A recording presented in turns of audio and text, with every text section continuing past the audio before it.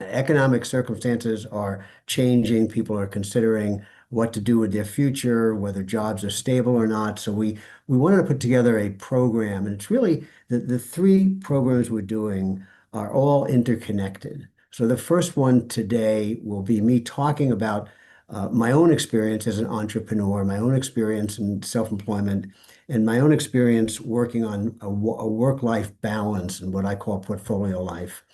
And then we'll be following that up with a related talk in about a week and a half on should you be in a business and how do you prepare yourself for that? And then the last session that we'll do near the end of the month is about franchising. And for those of you who want to be in your own business but don't necessarily have your own idea. So this is a series put together for us to be responsive to what I think is going on in the minds of people today.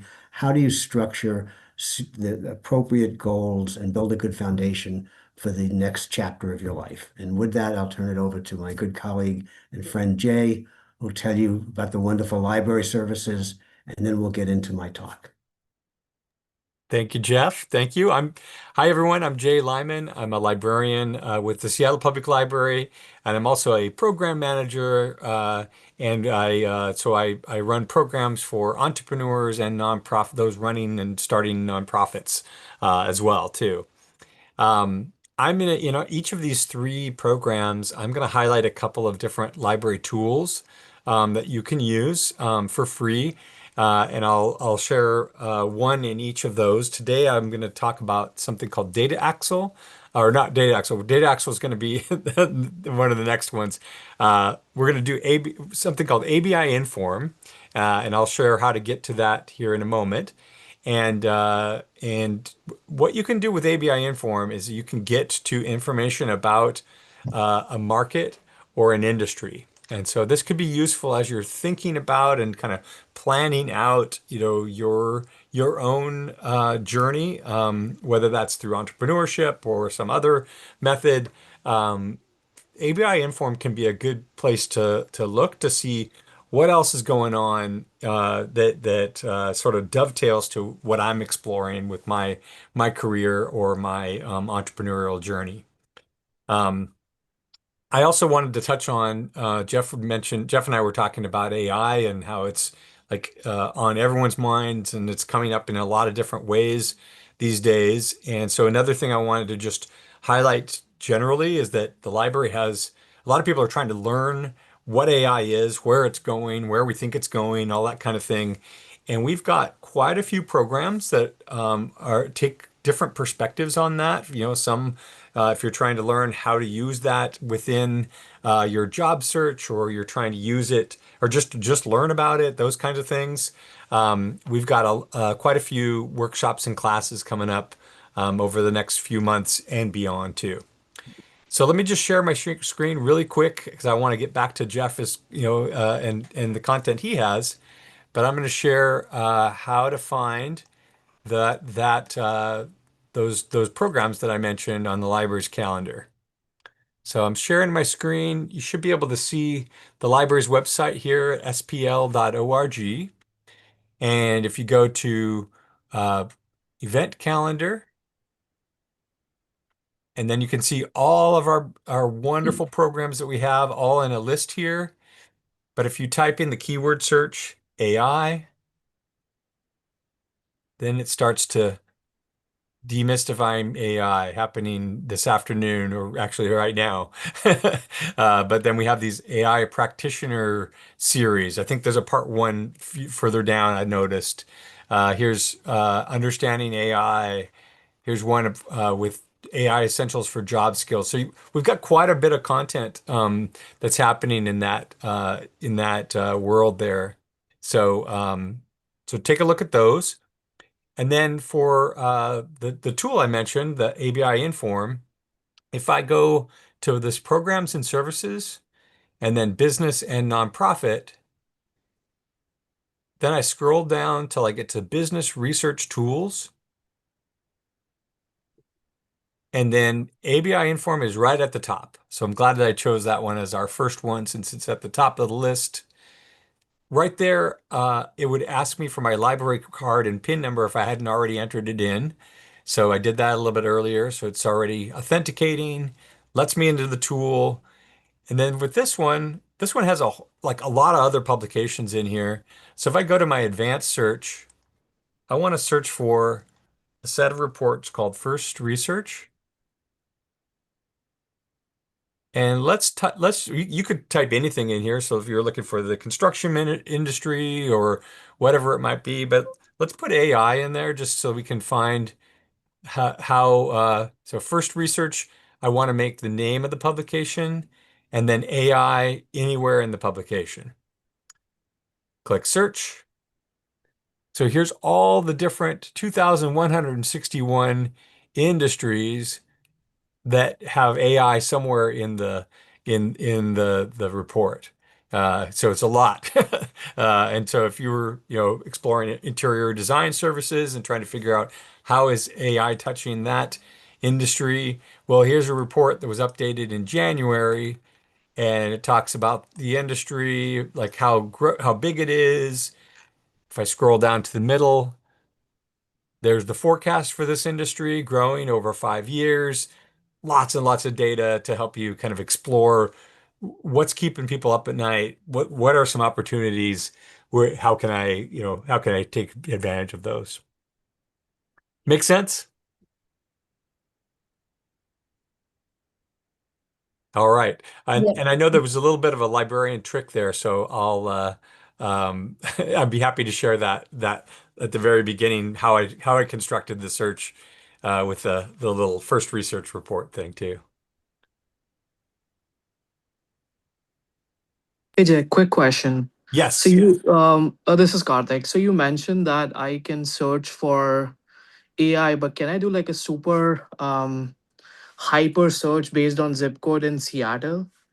Ooh, yeah. Are you looking for like companies or market data? What would you be looking for that hyperlocal search? I would start from the market data and then I would want to go into the company.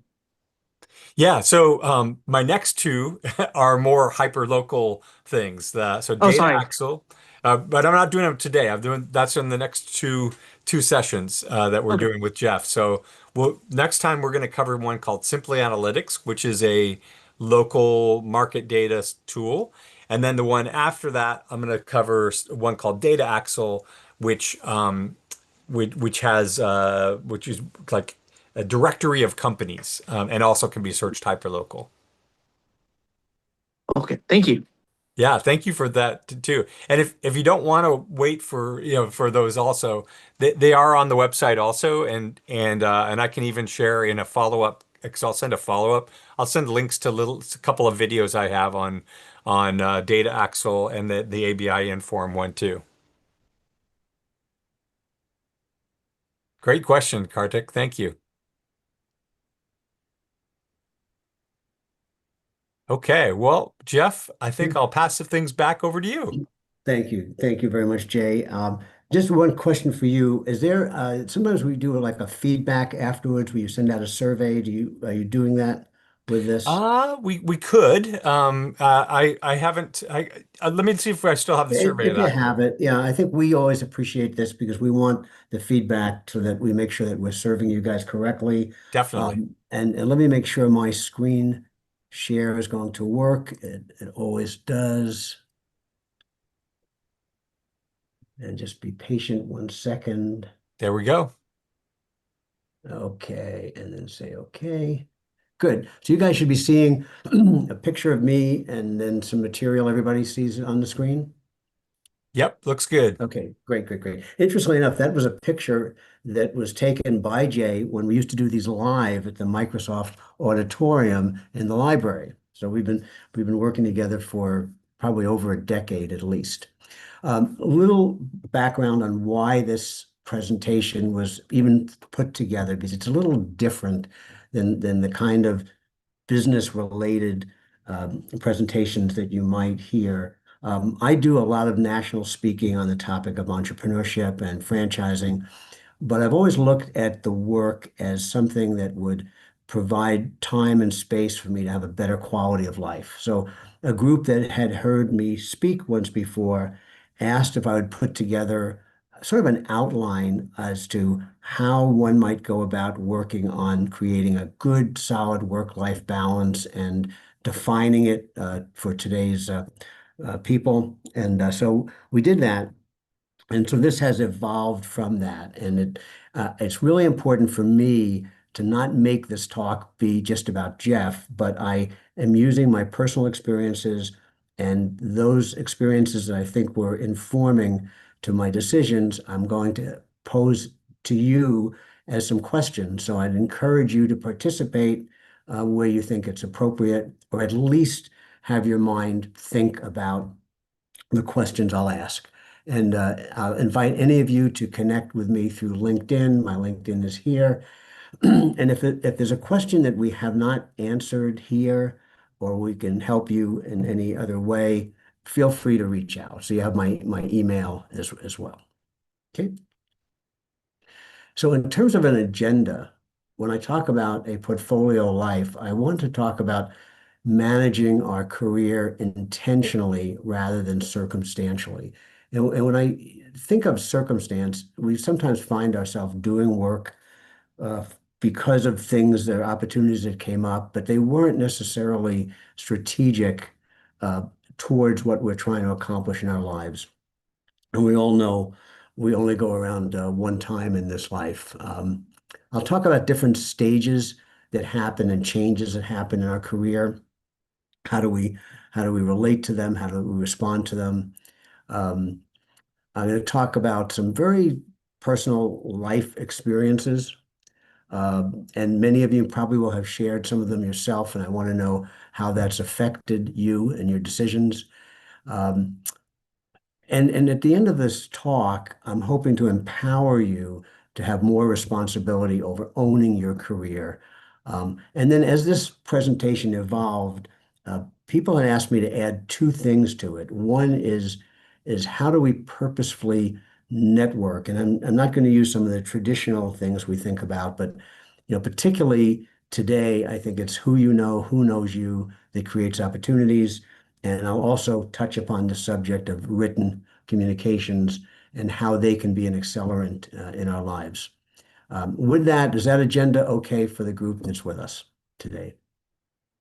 If you're expecting something like this, the secret to life, we'll have to work on that together. Okay. Thank you, Kartik. Okay. Where I am, some of you guys might recognize this beautiful Northwest. This is a picture down in Oregon coast, of course. I put this slide up because one of the things, and we're not going to go into these in detail, but I don't think I could do this presentation without emphasizing how important your health is to creating a portfolio and a good work-life balance. And I've always been someone who has reasonably worked on my health from the neck down, a lot of exercise and doctor visits. And as I've gotten older, worked on my health from the neck up, meaning really taking measurements of brain speed and being a little bit more cognizant of things that we can do to stay healthy into our 80s and 90s and who knows beyond then. So message to you here is be thoughtful about all the aspects, because I don't think you'll ever get the work-life balance until you make sure that your health is in place. So when I talk about the elements of a portfolio life, and I've had some misconceptions where people would say, well, I've got two jobs or three jobs. That's not what I'm talking about. I think of the word portfolio life when we maybe think about financial investing. We're going to put money in different categories with different risks, different time frames. And for me, this graphic really shows what are the key elements that I work on all the time as it relates to this portfolio life. So I mentioned health, really important.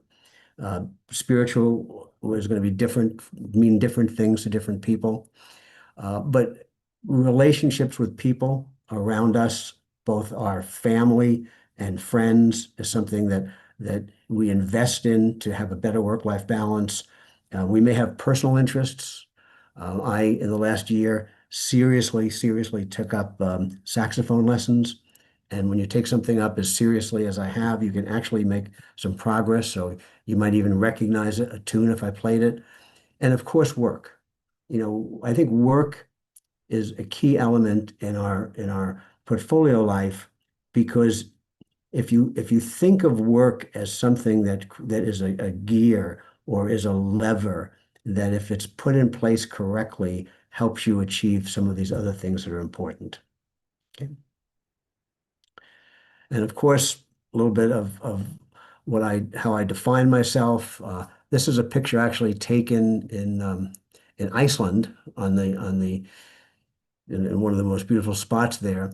But my wife and I are sort of in this sort of sandwich generation between our aging parents, our children, and our grandchildren. As we've matured and grown up, unfortunately, we've lost all our parents, so our focus is back on our kids. But it brings to mind one of my challenges to you, if we were to meet in a cocktail party or meet on a train or a bus, like one of our guests here is currently on. And I said to you, tell me about yourself. Would you talk about your professional career, or could you talk about who you are and what makes you different, what makes you special? And so that's one of the things we want to sort of tease out today in this conversation. On a practical basis, when I say I have a portfolio life, it is a very, it's a, Jay knows, a very busy life. I have a coaching business that I work at. Really important for me to spend time on community activities. I'm very involved with the SCORE, with the Small Business Administration, with different universities. I write, lecture. And also spend time. I just came back from 2 months in Southern California. So my wife and I wanted to get out of the bad weather, and we were able to do that. And I've created sort of my work part of my life I can do anywhere because of the benefit of Zoom. Um, I'm also someone that likes from recognition, so I co-authored a book. And by the way, we're being hosted by the library. So if anybody wants to read the book, it is available in the library, which I'm very pleased to be part of that system. I always wanted a Dewey Decimal number in my life, and I finally achieved that. But I'm also someone who likes affirmations. Someone who says, "Hey, you did a good job." That's one of the reasons why I work as hard as I do. So let me start sharing some personal things that have informed why I've made certain choices. And here I'm going to be putting you guys on the spot a little bit, and hopefully you'll participate. So I come from Brooklyn, New York, raised by a single mom. Parents were divorced when I was very young. Had to live with an aunt and an uncle. Uh, the message was always, we couldn't afford this, we couldn't afford that.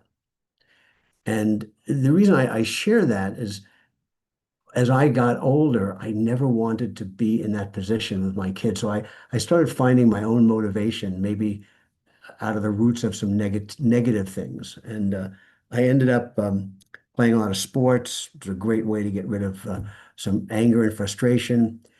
But I will share with this group, I was a mediocre student, just about graduated high school in New York. And I'm glad I can say just about because I'll share with you in a few minutes one of the benefits of graduating high school back in those days in New York. And I grew up with no encouragement. So it's not a very pretty picture. But one of the learning moments that I think it's worthwhile sharing with folks like yourself is I couldn't change that. And no matter what I did, I couldn't change that, but I could change how I responded to it.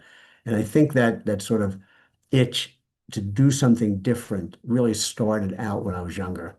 So I want to ask you, and if you'd like to participate, anything in your particular upbringing that either positively or negatively has impacted how you've made career decisions or your work-life balance decisions.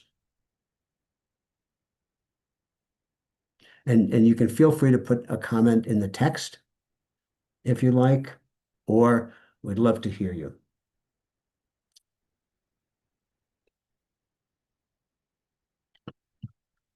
Okay.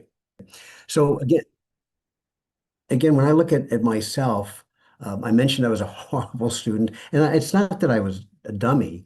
I just didn't really care, didn't really know why work hard. Anyway, back in the day when I graduated in high school from Brooklyn, the city made a deal with you. If you got an academic degree, you were guaranteed a free education at a community college or a four-year college in the city of New York. And these were high quality schools.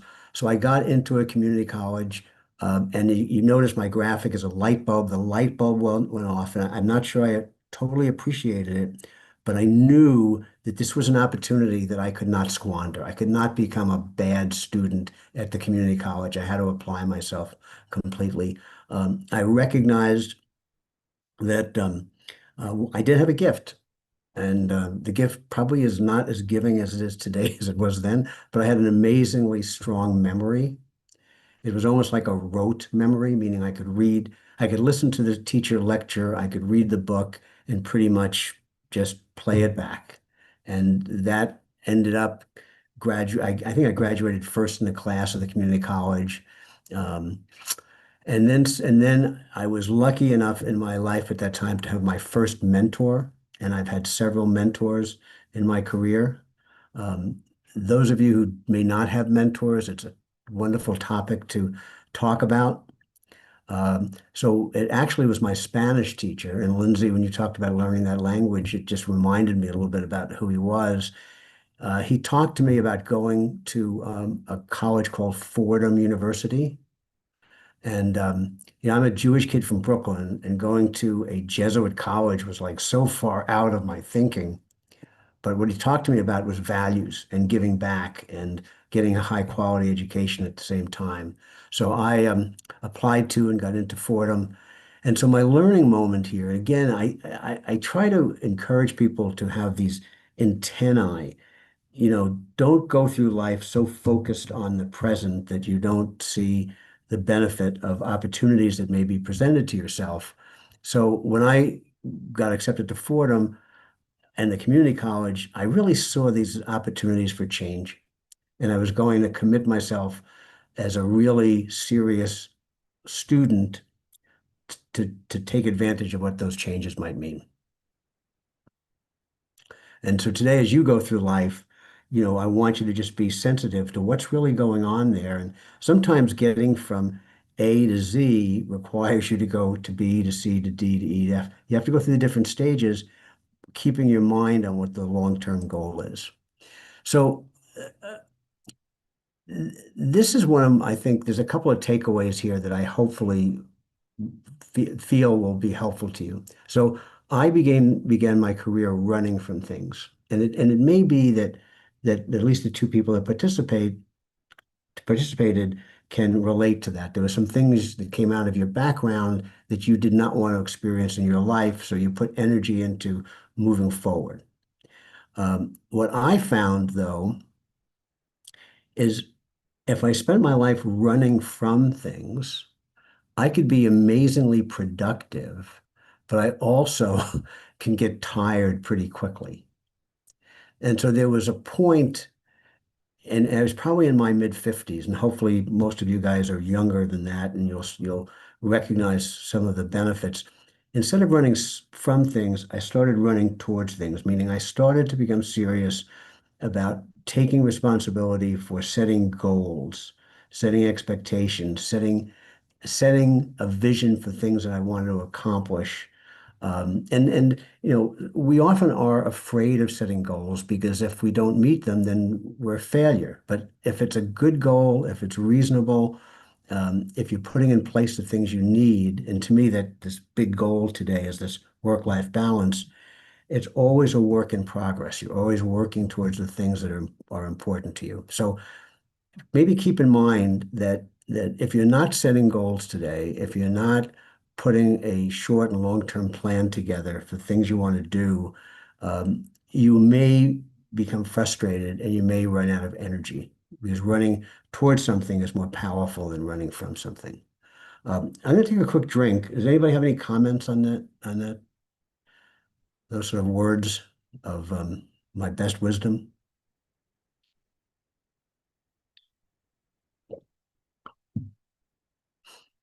Okay. Well, hopefully at least the hamster wheels are going around and you're thinking about these things a little bit. So I started becoming a little bit more focused. And then, of course, life gets in the way. And I'm sure we've all had life experiences that have perhaps set us back or challenged us. So for me, it was getting married young. Not a surprise. I wanted to get out of the house as quickly as I could, get into a different environment, not sure where I was going. And it ended up in divorce. Interesting enough, my mom probably was married 6 or 7 times, and so that was the last thing I wanted. But unfortunately, that happened. I did have a near-death experience, and that was probably one of the most life-changing events I've ever experienced. I was at a conference and was eating a piece of meat at a carving table and couldn't breathe, couldn't talk. I knew what was going on, and by the grace of whatever higher power there is, somebody came over and did the Heimlich maneuver and saved my life. Otherwise, my wife would have been a young widow. And I'll tell you from that day on, and I share this story with you because we never know how long we have on this earth, but you really, really want to appreciate every day.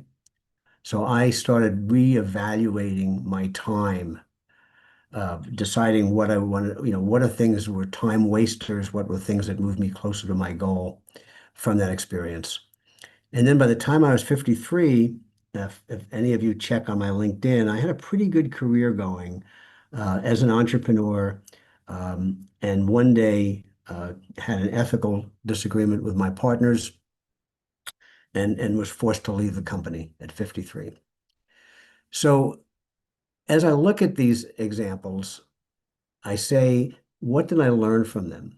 Were these things that pushed me back, made me a negative person, or did I start realizing that when a door closes, another one opens, and the issue of my career would not be under someone else's control, and the things that are important, they would be under my direct control.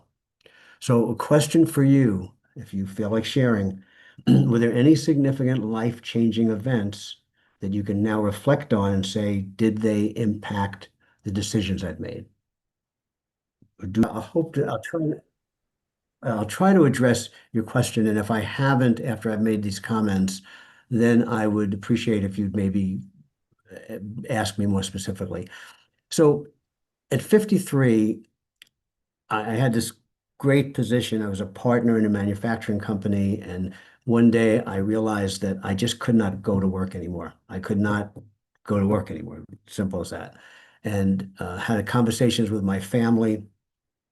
It actually was one of the greatest moments. I have a wife and two.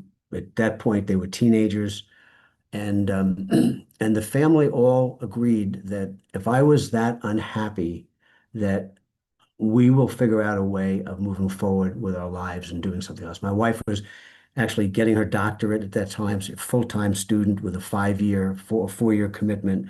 My youngest son had just been launched out of the house, oldest just launched out of the house, youngest was still in college.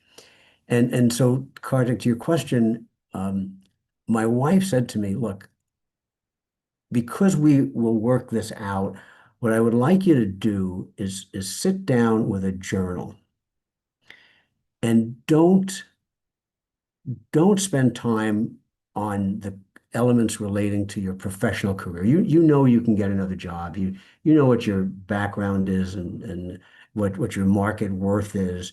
Really think about what do you want to accomplish in these next 25 years of your life. And so that was the foundation. I was sort of given permission by my family and to myself to really think about a more encompassing life strategy. So when you ask the question, my best suggestion is to get a journal or dictate, take the limitations off your shoulders about why you can't do things, and really think about what's important. So I started out putting together some measurable goals that I wanted to achieve in my life. I realized, and this is difficult, that at 53 years old, I had a huge learning curve to go up. I was going to start making dramatic changes. And I'll talk a little bit more about what these elements were, but it was goals that related to things that I was not able to do when somebody else was controlling my time. Okay. And the journaling was a great tool for me. And I still, if I look down on one of my shelves, I still have that journal. I still look at it. I still refer to it because it was very important. And my learning moment here, and this, some people who sit through this talk have a problem with this, but for me, it worked. And my learning moment was I was going to put down a plan A. And that plan A was not my work. My work would be the accelerant or the tool to allow me to achieve the things that are important, and therefore no plan B. How many of you have said, well, I have a plan A, but if it doesn't work, I always have a fallback to plan B. So let anybody raise their hand and tell us that you've actually fallen into that. So I wanted to write. So I came up with methods, started doing blogs, started putting material together, got together with a young man who wanted to write, and we co-authored a book together. Um, I wanted to be involved in my community. And so I became a mentor at both University of Washington and Seattle University. Um, so I started thinking about those things. I wanted to be able to travel more. So the things that went into my work-life balance were things that I wasn't sure how I was going to accomplish them, how quickly they would happen, but I knew I didn't want to go through life and regret that I never communicated with my kids. I never spent time with them. We have a special relationship to our grandchildren because it was a non-negotiable thing. How we were going to make that work was not clarified at that point. But anyway, that's what I worked on. It didn't happen in a day, it didn't happen in 2 days. It took me a couple of months of sitting down with the journal and clarifying what was important going forward. And I realized that if they didn't happen in a week or a month or in 2 months, it didn't mean they weren't extremely important. It just meant I had to work on them a little bit more thoughtfully and intelligently and integrate them in with other things that I was doing. There's a foundation piece to all of this. And again, I'm going to challenge you with it because it's not easy to do. And I think the foundation piece is defining what are your values as a person. Because when you are clear on your values, it does make it easier to make decisions as to what you do and where you spend your time. And I share these with you because, and this is back, I did this in 2002. And they haven't changed because again, I thought through, are these fundamentally how I want to be known? And so I would suggest to you, if you're working on this portfolio life and want to make decisions that move in the direction of your vision, be clear on what your goals are. And when you put a goal down, be clear on defining it. What does it really mean to you? So I have an entrepreneurial spirit, and what it means basically is I am willing to take balanced risks to get further in life. Taking a job I don't think is necessarily a risk. Starting some kind of a business, I think has some risk associated with it, but it was critical to be able to achieve what I wanted to do. Hopefully, this is a pitch for the next couple of sessions. Hopefully, some of you will attend the Should You Be in Your Own Business or considering a franchise, because that's the direction I leaned, and it facilitated doing what was important to me. Credibility, being a responsible human being. And these are values. So if you were to meet some of my friends and ask them to describe who I was, I'm hoping that these are things these are values that they would be able to articulate. a sense of urgency. Don't wait till tomorrow to do something you can do today. Um, Goal driven, we've talked about that, but be an ethical person. Don't lie, don't cheat. We don't need to do that to get ahead in this world. Um, be a lifetime learner. Again, my values, I want you to do your own. And then open communications. One person once taught, a mentor once taught me that full disclosure with good intentions is a great value to have in life. Meaning, you're not going to, if you say things that are candid and honest in a caring way, it enhances relationships with other people. So these are my values, and if you take this effort that we talked about today seriously, hopefully you will sit down and work on your values as well. Don't put it off till tomorrow. So and again, this goes back to Karthik's question a little bit. I did realize that I had to have, at 53 years old, with my wife still in college, one kid in college, a mortgage, a whole life ahead of us, I did have to have an economic engine. So these were the goals and expectations I put together for myself from a business point of view. The things I needed economically, the relationship to work. And again, after you build your values, we tend to look at job descriptions and see if we fit into them. What I'm suggesting to you is maybe work on your own job description and see how do you make that fit? Does it fit in only because you start your own business, or does it fit in because you've chosen a company or a job carefully? So I'm going to take a quick drink. Anybody have any comments on those two pieces we just talked about? The value system and setting the goals for the kind of work you want to do. So I want to talk about just some things going on in the economy today, and boy, that's changing daily. So this will be a couple of weeks old. I think when we look at our career, we have to realize that there is going to be some point where we're just not getting any further. And we get to that point, I've learned from a good friend, and I listen very intently to the people I communicate with, that if you're working in a company and you're in a creative role, meaning you're literally working on the future, probably have more job security. If you're implementing the future that you help create, reasonable job security.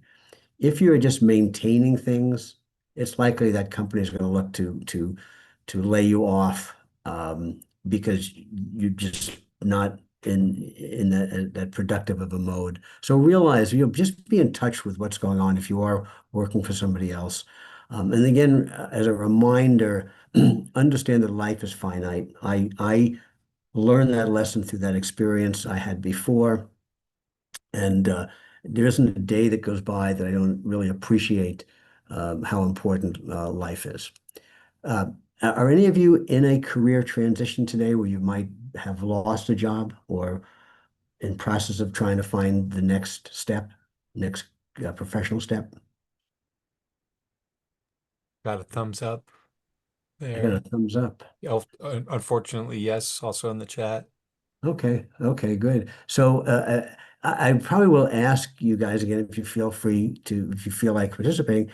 Um, because of a transition at this particular time, has it changed your priorities in terms of what you're looking to do as your next steps? So a couple of things that just to give you some idea of what's going on in the world. This is now a couple of years old, but I think it still applies. Barclays Bank looked at the 21st century life cycle and basically said that people are starting careers later today.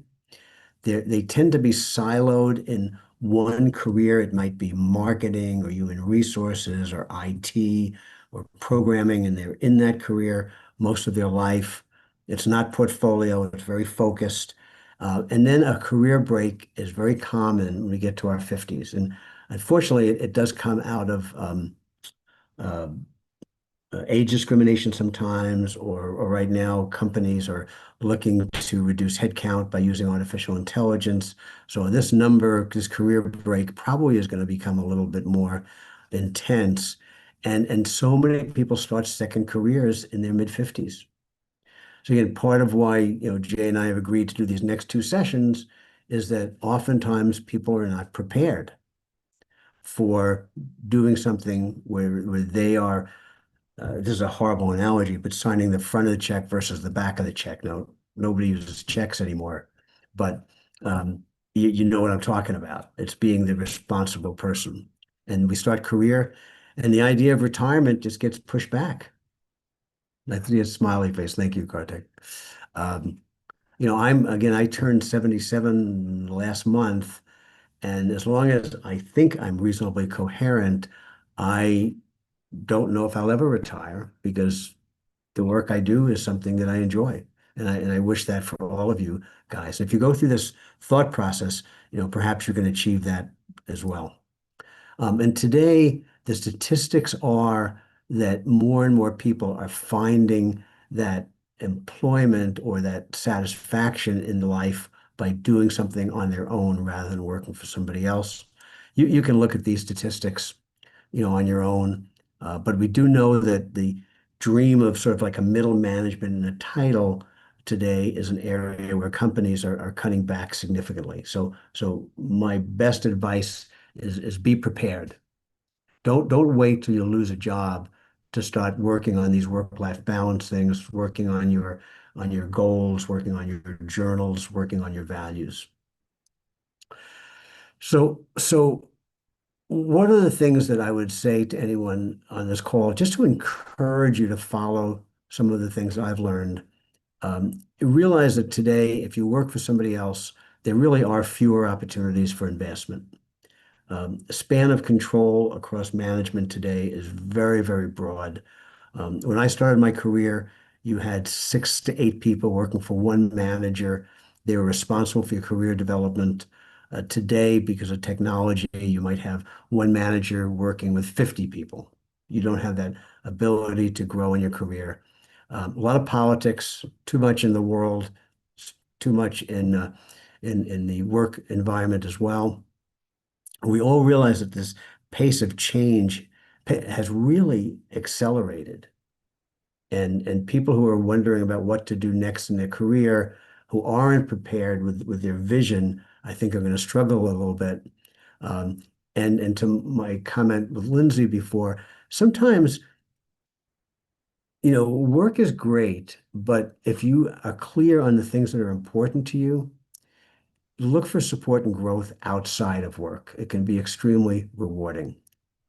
And last comments before I go into a couple of other topics. I started to mention in the beginning that if you sit back and look at your career, look at the work you do, look at how you pay your mortgage or your rent, it probably wasn't strategic. It probably was a circumstance that got you on that track. And hopefully what you've taken from this talk today is to be more intentional. Why do I work? What do I want to get from it? What do I want it to provide for me in terms of quality of life? So I'm going to switch over to the two other topics I talked about, the writing and the networking. Before I do that, anybody have any comments or things that maybe I can clarify or could have spent more time on? You and let's, as a general topic, call these networking tips. Uh, it sounds like many of us here are from the Seattle area. And as long as I've been here, and I moved here in 1984, it is who you know, who knows you. Are you someone who is a giver or a taker in the community? If you give, people are very responsive and it'd be very helpful. So um, if you get off your couch and get out in the community, that's where the opportunities are. And always be willing to give somebody the gift of your presence. Don't do speed dating. Don't give people the impression that if they can't help you, you're moving on to the next. Give people that gift of your time. Be genuinely interested in what's going on in their life, what they're doing, some of the things are that they're trying to accomplish. Um, Be part of your community. I this has been when I sort of freed myself from that sort of corporate partnership I was in. It was very, I'd leave home on Sunday, come home on Friday, travel the world.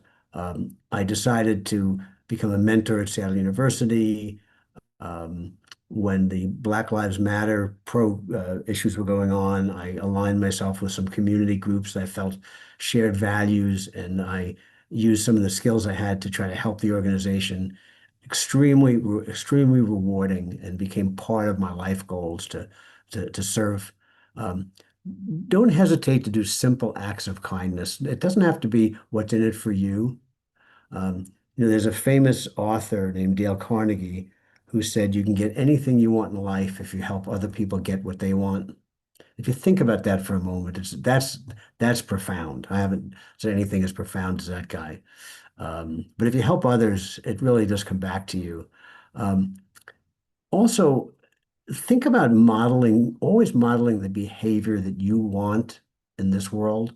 Um, Years ago, I went through a program that was designed to sort of surface what were my triggers, what were the things that sort of made me react in a negative way towards other people. And then we've all been there where someone, let's say, pushes their button or triggers them, and we tend to respond in the negative way that people treated us. And so just be aware of what your trigger is and always try to model the behavior that you want. And again, I think that creates more opportunities and more quality of life. Um, don't waste time with energy vampires. I could just tell everybody on here is giving us positive energy. If there's people that are negative, they tell you what you can't do, why you shouldn't do it. We just don't have the time for that in this world. Be around positive people. Those of you who want to do something in your own business, hang out with entrepreneurs. There's a lot of opportunities today to go to programs like Jay and I are putting on the next few weeks. There's meetup groups. There's a lot of very positive things going on in the entrepreneurial community. Uh, I want you to consider reading a couple of books. These two were on and I'm sure the library must have them as well. Never Eat Alone and Who's Got Your Back talk about building communities of friends and professionals around you to help support what you're trying to do. And Lindsey, to you, that this is important because that's one of your life goals is to be around people that have similar values, trying to accomplish similar things. I went one step further when I was, gosh, this probably goes back 10 years ago now. A young man who I have tremendous regard for, who never graduated college but was very successful in his own right, said that he wanted to write a book just to increase his credibility. He didn't have an MBA next to his name or anything like that. And after we talked about it, we decided that we would co-author a book. I just explained his reasons. My reasons are it just gave me a way of expressing things that I've learned in the business side that would be valuable to share with other people. Um, so writing a book and publishing it was the best decision I ever made from a career point of view, but one of the hardest decisions ever made. Because, once you do a book, if it's not a totally electronic version, you can't go change it. It gets printed. We had 500 copies printed first, no, 2,500 first thing. And if it wasn't a good book, we were sunk. I'm glad to say the last time I checked, about 110 five-star Amazon reviews. But the book was a way of another way of representing life work. It was very humbling to work with a partner on it. And we decided that the ideas of the book would rise or fall based on whether they were good ideas, not our age difference. I was 30 years older than he was. So I'll ask, has anybody on this call today thought of or have written a book? Okay, so just a little bit of purpose of the book that I did is it's not a book about necessarily how to start a business. It's more on the mindset of where you need to be in order to take those calculated risks to move forward. It sort of integrates with the idea of the portfolio life because from my experience, when you work for someone else, you are giving up some of that important control and your own decision making. So you probably got a little bit of my theme here that I am a believer that self-employment is probably one of the key cornerstones to successfully have a portfolio life. I wanted to always work if I enjoyed it. The concept of retirement to me at a particular age had no merit.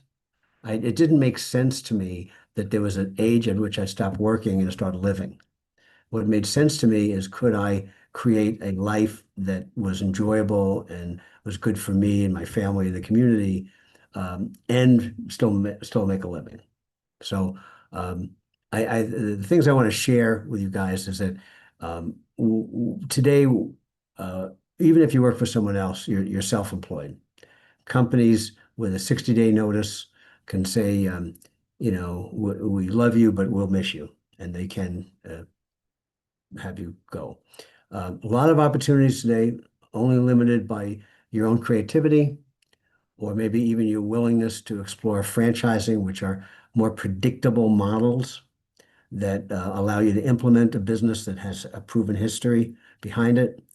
And then lastly, if my talk today encouraged some of you to think about self-employment, be around other people with the same mindset.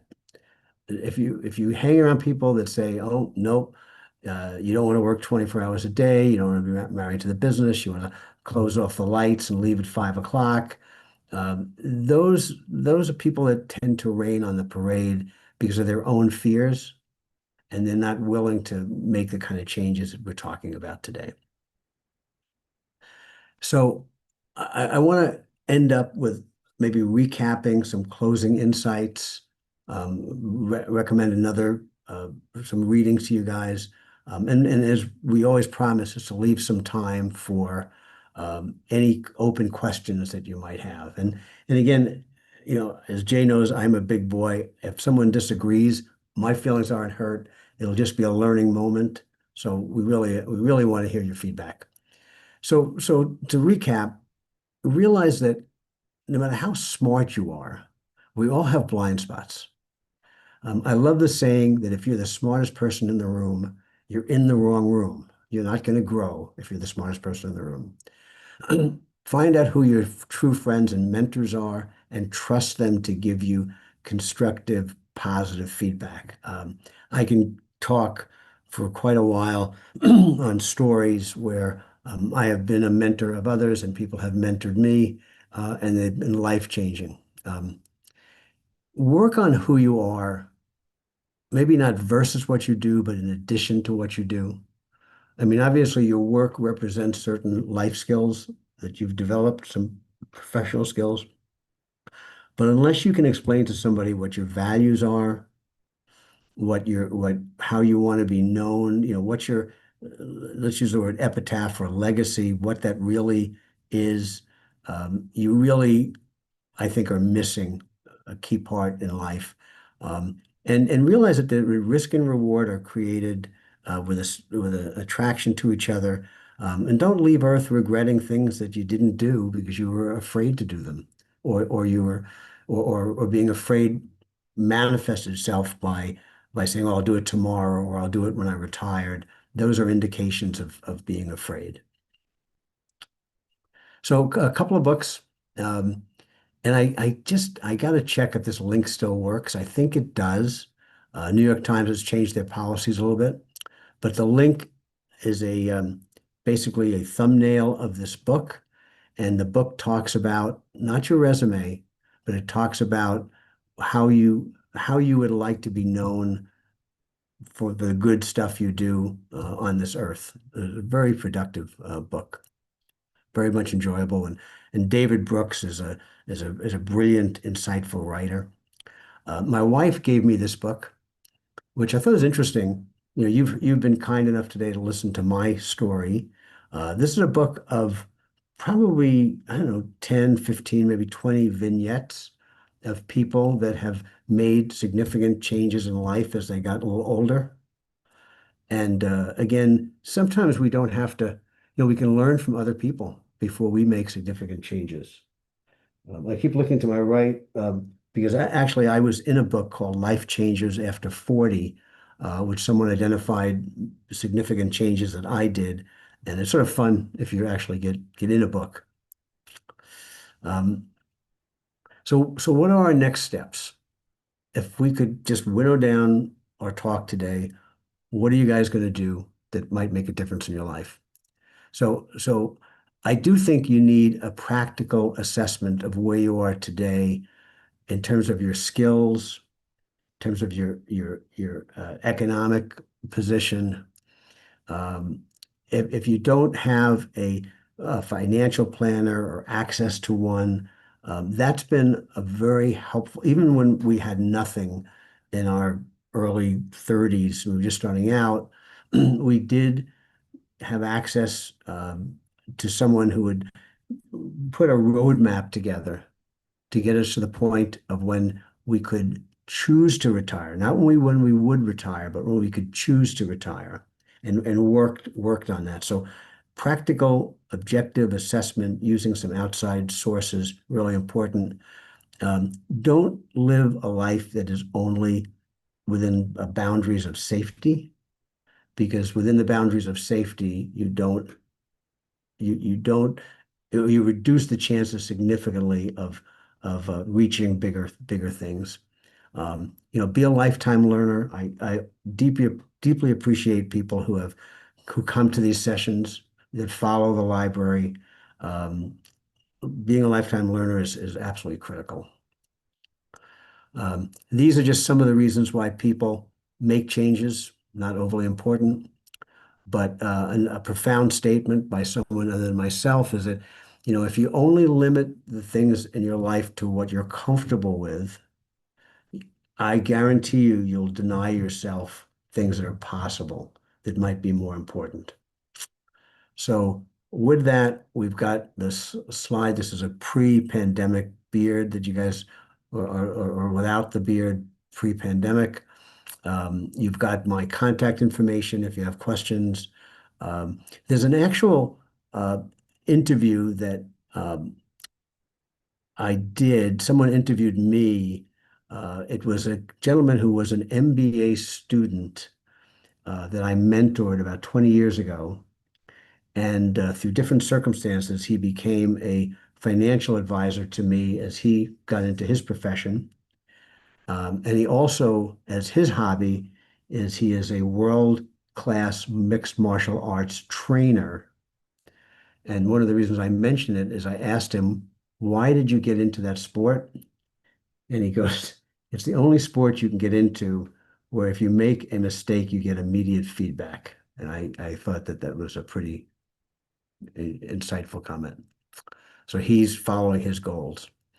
Um, Jay, any comments from your side? And if not, we'll leave the window open and try to address any comments or questions. Thank you, Jeff. Thank you so much for this presentation.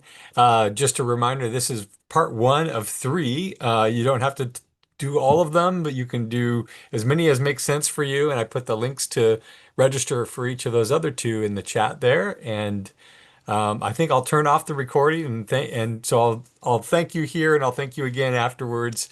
But thank you for putting this together and for sharing with us today, Jeff. And thank you all for being here too. Yeah, you're very welcome, Jay. And yeah, the other sessions are a little bit more tactical in terms of if you want to be in your business, steps you got to do, things you need to be aware of, support in your community, both free and some non-free services. We get into some really good practical things. And on the franchising side, I've personally I am a franchise owner. That's my current business. And I've helped over 400 people start franchises, so it's an area of some fairly deep expertise as well. Definitely. Yeah. All right. So Well, they, thank you.